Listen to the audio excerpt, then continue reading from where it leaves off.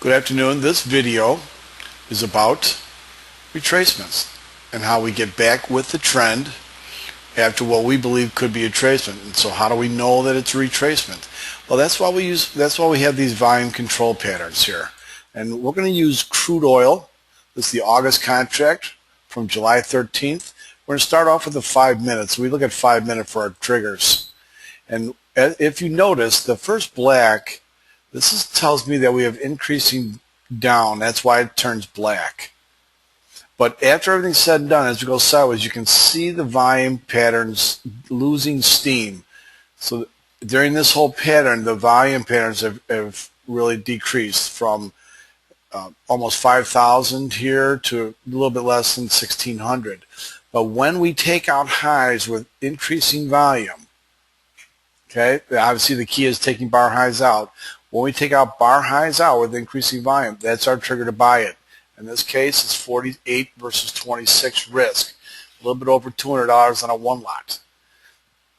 And you can see the patterns here. That decreasing, increasing puts us back with the longer term trend, as you can obviously see. This is a crude inventory day, and we actually lost inventory. That's why this market obviously took off, but this is a continuation pattern. So we buy the 48s, we risk the 26, we see if we can't get us to somewhat of our targets. This is risking 200 to make 600. 3-to-1 scenario. You can also see it also here. See how this market sold off on this decreasing volume. We're still in buys. That's because our short-term mover is above my middle Bollinger. That gives us my buy premium. We like the market. If this was below here, we'd look for sales. But look above here, our longer-term trend, everything's in buys, 5 minutes, 30 minutes, and 2 hours. Those are the time frames that we look at. Once we take this volume bar high with increasing volume like we did here, this is our trigger again. We buy 58s and we risk 37 or 39s, about $190 risk. And again, it takes us to actually take us exactly to our target. In regards to this is less than 200, you end up making close to 800 on this trade. Now, why would I sell it right up here? Is because you notice on our 2-hour chart, that is our top Bollinger.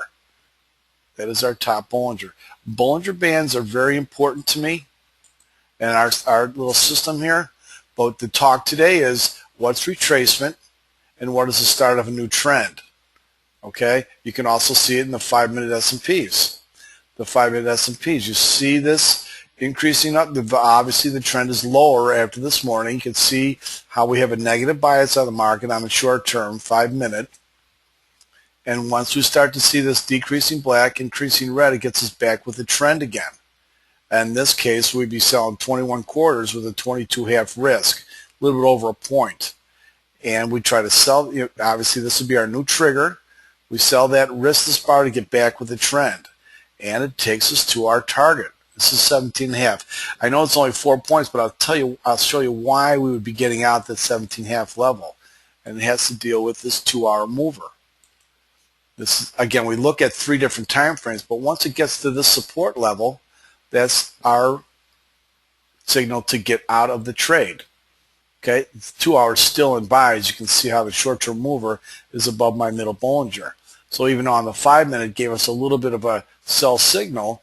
We now have a clear pattern what we're looking for. We're looking for that 17.5 level, which means always sell. You could have sold this too, that decreasing, increasing, but we're talking about retracement and what does retracement look like. So all in all, that's just one of the powerful tools that we use at MMR with this Nautilus trading system. So again, continue to check our website out because we will have more examples of what the tools that we use at MMR.